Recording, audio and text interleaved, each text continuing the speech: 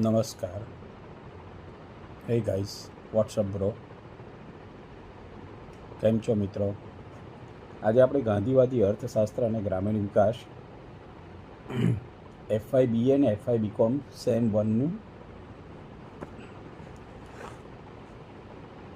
ગ્રામીણ અર્થશાસ્ત્રનું સ્વરૂપ એ વિશે જોઈશું. તો સૌથી પહેલાં ગ્રામીણ અર્થશાસ્ત્રનું કાર્યક્ષેત્ર. ગ્રામીણ અર્થશાસ્ત્રના કાર્યક્ષેત્રમાં કૃષિ, કુદરતી સંસાધનો અને ગ્રામીણ સમુદાયો વચ્ચેની ક્રિયા પ્રતિક્રિયાઓ પર વિશેષ ધ્યાન કેન્દ્રિત કરીને ગ્રામીણ વિસ્તારોમાં આર્થિક પ્રવૃત્તિઓ અને વ્યવસ્થાઓનો અભ્યાસનો સમાવેશ થાય છે. તેમાં ગ્રામીણ અર્થવ્યવસ્થાને સ્વરૂપ આપવા આર્થિક પરિબળો, પ્રક્રિયાઓ અને નીતિઓનું પૃથક્કરણ કરી તેમજ ગ્રામીણ વસ્તી દ્વારા સામનો કરવામાં આવતા વિશિષ્ટ પડકારો અને તકોને સમજવાનો સમાવેશ થાય છે. ગ્રામીણ અર્થશાસ્ત્રનું કાર્યક્ષેત્ર ખૂબ જ વિશાળ છે, ઘણું વિશાળ છે, પણ એમાં શું શું ઇન્ક્લુડ થઈ શકે એની આપણે આજે ચર્ચા વિચારણા કરીશું. સૌથી પહેલાં તો ગ્રામીણ અર્થશાસ્ત્રમાં પાયાનો જો કોઈ એક્ટિવિટી હોય, પ્રમુખ જો કોઈ પણ આર્થિક પ્રવૃત્તિ હોય તો તે કૃષિ છે, ખેતી છે. કૃષિ એટલે કે ખેતી. તો ગ્રામીણ અર્થશાસ્ત્ર વ્યાપક રીતે કૃષિ ઉત્પાદન એટલે અલગ અલગ પ્રકારના જે પાક લેવામાં આવે તે, ખેતીનું સંચાલન અને કૃષિ પ્રવૃત્તિઓને અસર કરતા આર્થિક પરિબળોની તપાસ કરે છે.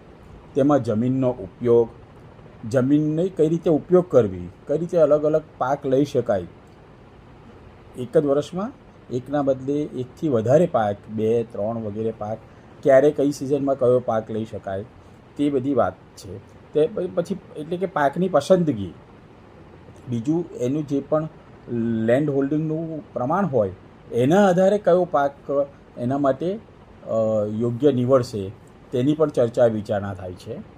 કૃષિ ટેકનોલોજી, પછી કઈ ટેકનોલોજીનો ઉપયોગ કરવો, કયા સાધનોનો ઉપયોગ કરી શકાય, તેના સાધનો અને ઉત્પાદનના બજારો, ત્યારબાદ ઉત્પાદન અને ત્યારબાદ ઉત્પાદન થયા પછી જે પ્રોડ્યુસ્ડ ગુડ્સ હોય એટલે કે જે પાકનું લણણી કરવામાં આવે ત્યારબાદ તેના બજાર વિશે, તેનો સંગ્રહ અને ત્યારબાદ બજાર. સૌથી પહેલાં તો તેને સંગ્રહ કરવો પડે, અને સંગ્રહ કરી અને બજાર સુધી ક્યારે પહોંચાડવો, કઈ રીતે પહોંચાડવો, અને તે બધી બાબતો. અને કૃષિ ક્ષેત્રને અસર કરતી સરકારી નીતિઓ પણ કઈ કઈ છે, કે પાક વીમો જે છે, પાકને લગતી જે અમુક અલગ અલગ સબસિડી હોય છે, અલગ અલગ બેન્કોમાંથી ધિરાણ જે મળતા હોય છે, કેશ ક્રેડિટ ફેસિલિટી વગેરે, પાક નિષ્ફળ જાય તો તેનું કઈ રીતે એની સામે રક્ષણ મળી શકે છે, ખેડૂતોને આર્થિક બીજી કઈ કઈ સહાય મળી શકે એમ છે, સબસિડી કઈ મળી શકે એમ છે, બિયારણમાં, ફર્ટિલાઇઝર વગેરેમાં પણ કયા કયા પ્રકારના બિયારણ ક્યાં યોગ્ય ભાવે, વ્યાજબી ભાવે અથવા સબસિડાઇઝ ભાવે મળી શકે છે, તે બધાનો અભ્યાસ, બજાર સુધી ક્યાં પહોંચાડવું અથવા માર્કેટ યાર્ડમાં મોકલી અને પછી કઈ રીતે તેનો પછી તદુપરાંત જે સરકારની નીતિ હોય MSP, મિનિમમ સપોર્ટ પ્રાઇસ, તે વગેરે કેટલા ચાલે છે અને તે પ્રમાણે તેની પ્રમાણે યોગ્ય વળતર મળે, તે બધું આની અંદર સમાવેશ થાય છે. ખૂબ વિશાળ છે. ત્યારબાદ ગ્રામીણ ઉદ્યોગો. હવે કૃષિ તો થયું, ખેતી થયું, પણ સાથે સાથે બીજા ઉદ્યોગો પણ હોય છે. એટલે ગ્રામીણ ઉદ્યોગો ગામડાના લેવલે જે ચાલતા હોય તેમાં ગ્રામીણ વિસ્તારોમાં બિનકૃષિ વિષયક આર્થિક પ્રવૃત્તિઓ છે તો તેના અભ્યાસનો પણ સમાવેશ થાય છે. જેમ કે નાના પાયાના ઉદ્યોગો, કુટીર ઉદ્યોગો, ઘેર બેઠા બેઠા જે થતા હોય કુટીર ઉદ્યોગો. કુટીર એટલે પહેલાં એમ ઝૂંપડી અથવા નાના પાયા પરનું એક જાતનું મકાન, એમ એટલે જે મકાનમાં ઘરે બેઠા બેઠા થઈ શકે એને કુટીર ઉદ્યોગ. ત્યાર પછી તો તેનું વિસ્તૃત થયેલું છે રૂપાંતર. પણ કહેવાનો ભાવાર્થ કે વ્યક્તિઓ પોતાના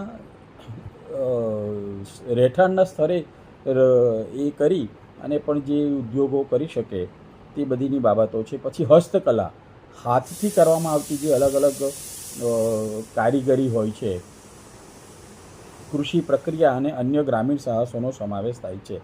ગ્રામીણ વિસ્તારોના વિકાસ તેમજ રોજગારીના સર્જન માટે આ ઉદ્યોગોની આર્થિક ગતિશીલતાને સમજવી ખૂબ જ જરૂરી છે. ત્યારબાદ ત્રીજું આવે છે કુદરતી સંસાધનોનું સંચાલન. હવે કુદરતી સંસાધનો તો પુષ્કળ પ્રમાણમાં હોય છે, પણ એમનું સંચાલન કઈ રીતે કરવું, એમનો ઉપયોગ કઈ રીતે કરવો, એ બધી પણ એક ટેકનિક હોય છે. ગ્રામીણ વિસ્તારો ઘણીવાર કુદરતી સંસાધનો એટલે કે જંગલ, ખનિજ, પાણી અને જૈવ વિવિધતાથી સમૃદ્ધ હોય છે.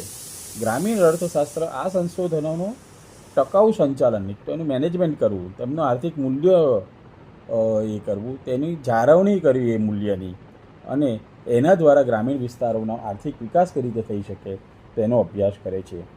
ત્યારબાદ ગ્રામીણ વિકાસ માટેની નીતિઓ અને વ્યૂહરચનાઓનું વિશ્લેષણ કરવામાં ગ્રામીણ અર્થશાસ્ત્ર મહત્વપૂર્ણ ભૂમિકા ભજવે છે. એટલે કે ગરીબી કેટલી છે ગામડામાં, આંતરમાળખાકીય વિકાસ માટે શું શું જરૂરિયાતો છે, કેટલો વિકાસ થઈ શકે એમ છે, તેની શક્યતાઓ તપાસવી, પાયાની સેવાઓ એટલે કે આરોગ્યની સંભાળ, શિક્ષણ, સ્વચ્છતા, આ બધા બાબતમાં પણ ગ્રામીણ અને શહેરી સ્થળાંતર અને આવક સર્જનની તકો જેવા મુદ્દાઓને ધ્યાનમાં રાખીને ગ્રામીણ વિસ્તારોમાં જીવનની ગુણવત્તા સુધારવા પર ધ્યાન કેન્દ્રિત કરે છે. કારણ ગ્રામીણ પ્રજા ગામડા છોડી અને શહેર તરફ સ્થળાંતર કરતા હોય છે. તેમાં મોટેભાગે સૌથી પહેલાં હોય છે કે આર્થિક પ્રવૃત્તિ અને રોજગાર.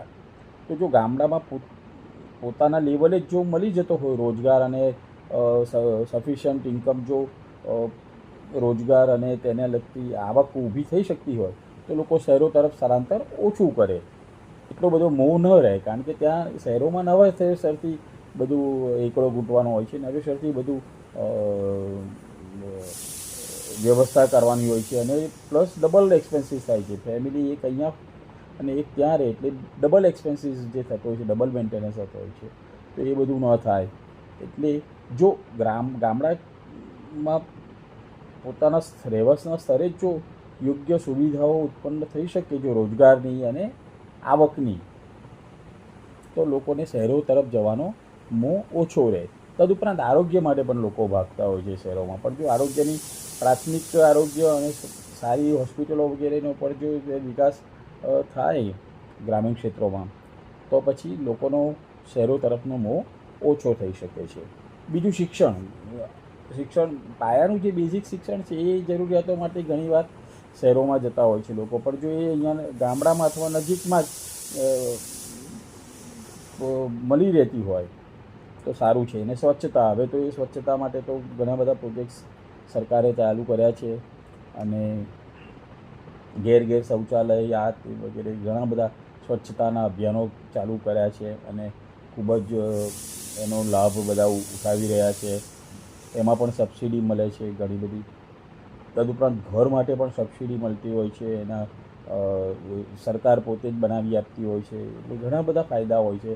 તો જેથી લોકોને પછી ગામમાં જો સારા પ્રકારનું સુવિધાવાળું જો ઘર બનતું હોય, સુવિધાઓ, આરોગ્યની સુવિધાઓ મળી રહેતી હોય, પોતાના ગ્રામ્ય લેવલે શિક્ષણ મળી રહેતું હોય, આરોગ્ય, શિક્ષણ, સ્વચ્છતા અને આવક, આ બેઝિક વસ્તુઓ છે. જો આ બધી જ વસ્તુ ગામડાના લેવલે જ મળી રહેતું હોય, થોડા ઓછા વધતા પ્રમાણમાં હોય કદાચ, પણ છતાંય જો એ બેઝિક બધી આ બધી વસ્તુઓ મળી રહેતી હોય તો લોકોને ગામ છોડી અને શહેર તરફ ભાગવાનો મોહ ઓછો રહે. કારણ કે શહેરમાં જવામાં પાછળ અનેક સમસ્યાઓ ઊભી થતી હોય છે. રહેઠાણની સમસ્યા શહેરોમાં થતી હોય છે, પ્લસ ડબલ મેન્ટેનન્સની, આવવા જવાની, આવી ઘણી બધી તકલીફો જે થતી હોય છે તે ઉદ્ભવે નહીં. અને એ ગામડાનું એ વસ્તી ગામમાં જો સમાઈ જતી હોય તો શહેરો ઉપર જે વધારાનું ભારણ થાય છે, વધારાનો લોડ થતો હોય છે શહેરોમાં, એ પણ ધીમે ધીમે ઓછો થઈ શકે છે. ગ્રામીણ અને શહેરી જોડાણો, પ્લસ જ્યારે જરૂર હોય ત્યારે વ્યક્તિ શહેરમાં જઈ શકે અને તરત પાછા આવી શકે એમ હોય તો પછી શહેરમાં વસવાટ કરવાનું પણ એ થાય નહીં. જો ગામડામાંથી શહેરમાં જવા માટેની યોગ્ય બસો વગેરેની જો સગવડ હોય તો લોકો ગામડામાં રહીને પણ કોલેજમાં એજ્યુકેશન માટે જઈ અને સવારે જઈને સાંજે પાછા આવી શકે છે. એટલે કે ટૂંકમાં સારી સગવડ જો ગામ અને શહેરો વચ્ચે જોડાણ સારું થયેલું હોય તો ગ્રામીણ અને આર્થિક ક્ષેત્રના વિસ્તારો વચ્ચેના સંબંધ અને પરસ્પરની નિર્ભરતાને પણ ધ્યાનમાં લે છે.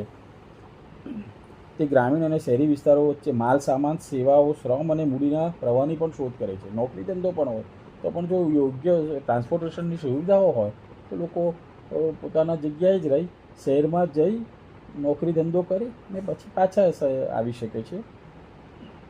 એટલે શ્રમ અને મૂડીનો પ્રવાહ, શહેરી વિસ્તારો વચ્ચે માલ સામાનની હેરફેર, સેવાઓની હેરફેર, આ બધું સારી રીતે થઈ શકે છે. કૃષિ અને ગ્રામીણની નીતિઓ, ખાસ કરીને કૃષિ, ગ્રામીણ ઉદ્યોગો, ગ્રામીણ વિકાસ સાથે સંબંધિત સરકારી નીતિઓના અસરોનું વિશ્લેષણ કરે છે. કૃષિની સબસિડી, ટેકાના ભાવની નીતિ, મિનિમમ સપોર્ટ પ્રાઇસ એ ખૂબ જ અગત્યની એ છે કે ખેડૂતો ઉત્પાદન થાય, અને જો વિપુલ પ્રમાણમાં ઉત્પાદન થાય તો પણ સમસ્યા થાય છે ઘણીવાર, કારણ કે સપ્લાય વધી જાય અને ડિમાન્ડ એટ ધેટ ટાઈમ જો એટલી ન હોય તો ભાવ ખૂબ જ ઘટી જતા હોય છે. તો મિનિમમ જો ભાવ પણ ન મળે તો ખેડૂતોને જે કંઈ કૃષિ ક્ષેત્રમાં જે ઉત્પાદન કરવા પાછળ જે મહેનત બધી હોય તો એટલી બધી એને વળતરદાયક રહેતી નથી. એટલે મિનિમમ સપોર્ટ પ્રાઇસ ગવર્મેન્ટ નક્કી કરે કે ના, મિનિમમ તો આટલા તો તમને મળશે જ, અને એ ભાવ પૂરા પાડે તો ખેડૂતોને ખૂબ જ મોટી સહાય થતી હોય છે. સબસિડી હોય છે કૃષિની, ગ્રામીણ આંતરમાળખામાં રોકાણ, જમીનની સુધારણાની નીતિઓ, ગ્રામીણ અર્થશાસ્ત્ર પર વેપાર કરારોની અસરતા વગેરેની તપાસ કરે છે. ત્યારબાદ ગ્રામીણ ધિરાણ, આ તો ખૂબ જ પાયો છે, ખૂબ જ બ્લડ એટલે કે એની કરોડરજ્જુ છે. કૃષિ ક્ષેત્રના અથવા ગ્રામીણ ક્ષેત્રના વિકાસ માટે ગ્રામીણ ધિરાણ એ એની કરોડરજ્જુ સમાન અથવા બ્લડ સમાન છે. કારણ કે જો બ્લડ હશે તો એ બધે જ વહેશે અને બધી જ પ્રવૃત્તિઓ એટલે કે શરીર સંચાલનની સારી રીતે થઈ શકે છે. તેવી જ રીતે ધિરાણ એક પ્રકારનું લોહી છે. જો ગ્રામીણ ધિરાણ યોગ્ય પ્રમાણમાં થાય, આર્થિક ઇનપુટ એ રીતનું ઇન્ફ્યુઝન થયા કરતું હોય તો ગ્રામીણ વિકાસ ખૂબ સારી રીતે થતો હોય છે. એટલે કે નાણાં અને ધિરાણની પ્રાપ્તિ ખૂબ જ જરૂરી છે. ગ્રામીણ અર્થશાસ્ત્ર ગ્રામીણ વિસ્તારોમાં નાણાકીય સેવાઓની ઉપલબ્ધતા, સુલભતા અને ઉપયોગિતા. પહેલાં તો અવેલેબિલિટી, ઇઝીલી અવેલેબિલિટી, અને એનો યુઝ, અને આપ્યા પછી એનો પ્રોપર યુઝ. ઘણીવાર શું થાય છે કે ધિરાણ તો મળી જાય, ઇઝીલી પણ મળી જાય, તો પછી એનો મિસયુઝ થવાના પણ ચાન્સીસ વધી જતા હોય છે. તો પહેલાં તો અવેલેબલ હોવું જોઈએ, જ્યારે જોઈએ ત્યારે એને મળી રહેવું જોઈએ, યોગ્ય સમયે મળી રહેવું જોઈએ. પહેલાં એવું થતું હતું કે યોગ્ય સમયે ન મળે તો પેલું ખાતર ને બિયારણ અને ફર્ટિલાઇઝર વગેરે લેવા માટે પૈસા ના હોય તો શાહુકારો પાસેથી ઊંચા વ્યાજના દરે બધું લાવી અને એ પોતાના કામ કરતા હોય છે. પણ ત્યારબાદ એનું વ્યાજ ભરવામાં એમને ખૂબ મોટું નુકસાન પડતું હોય છે, અને પ્લસ આર્થિક શોષણ પણ ઘણું થતું હતું શાહુકારો દ્વારા ખેડૂતોનું. તો આવું ન થાય તે માટે ઇઝીલી ધિરાણ મળી રહે, જોઈએ ત્યારે પ્રોપર ટાઈમે મળી રહે, ઓછા વ્યાજ દરે અથવા નહિવત વ્યાજ દરે, એકદમ પરવડે એવા વ્યાજ દરે, કે એનું કંઈ એને ભારણ ના લાગે કે મેં લોન પર પૈસા લીધા પણ છે પણ એનું ભાર ના લાગે વ્યાજનો પણ, એ પ્રકારનો વ્યાજ દર હોવો જોઈએ. એટલે પ્રોપર એમાં બધી સબસિડી હોવી જોઈએ. બીજું, એને ઇઝીલી અવેલેબલ પણ હોવું જોઈએ, કે જ્યારે જોઈએ ત્યારે એને મળી રહેવું જોઈએ. એટલી બધી કાયદાકીય આટીઘૂટીઓ ન હોય કે એમાં ખેડૂત કે જે ઓછું ભણેલો અથવા અભણ હોય તો એને બહુ તકલીફો પડે, અથવા એને મિસગાઈડ કરીને લાખ બતાવીને આપે 80,000 જ આપે કે 70,000 જ આપે ને એવું બધું ના થાય. એટલે એનું એક્સપ્લોટેશન ન થાય. અને પ્લસ જો આ ઇઝીલી બી મળી જાય, પ્રોપર પણ મળી જાય, પણ પછી એનો ઉપયોગ પણ યોગ્ય થાય તે પણ જોવું જરૂરી છે. કે બેન્કો દ્વારા અથવા જે કંઈ નાણાકીય સંસ્થાઓ દ્વારા ધિરાણ થાય તો એ પણ ચેક હોવો જોઈએ કે ના ભાઈ, તમે ટ્રેક્ટર માટે લીધું છે તો પછી ટ્રેક્ટરના પેપર્સ આપો, ટ્રેક્ટરની બિલ સબમિટ કરો, પ્લસ ટ્રેક્ટરની યોગ્ય વિઝિટ કરી અને એનું પ્રોપર વેરિફિકેશન પણ થવું જોઈએ કે ના, જેના માટે ધિરાણ આપ્યું છે તે યુઝમાં ધિરાણ લેવામાં આવ્યું છે. એન્ડ યુઝ પણ ખૂબ જ અગત્યનો છે.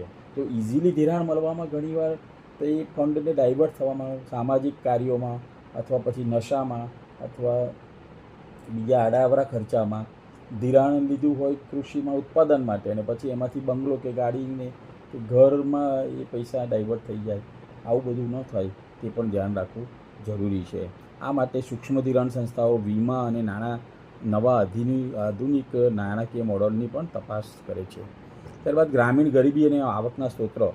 ગ્રામીણ ગરીબીને સમજવી પણ જરૂરી છે. ગામડામાં કેટલા અંશે ગરીબી છે, કેટલી ગરીબી છે, કેટલા લોકો ગરીબી રેખા નીચે છે, તેને દૂર કરવા માટેની વ્યૂહરચના બનાવવી એ ગ્રામીણ અર્થશાસ્ત્રનું કેન્દ્રબિંદુ છે. કારણ કે સૌથી પહેલી જો નડતર રૂપ હોય તો ગરીબી છે. ગરીબી છે એટલે આવક નથી, આવક નથી, સાધનો નથી માટે એ કોઈ પ્રવૃત્તિ કરી નથી શકતા, એટલે ફરી પાછી એમની પાસે આવક નથી, એટલે એક વિષચક્ર ગરીબી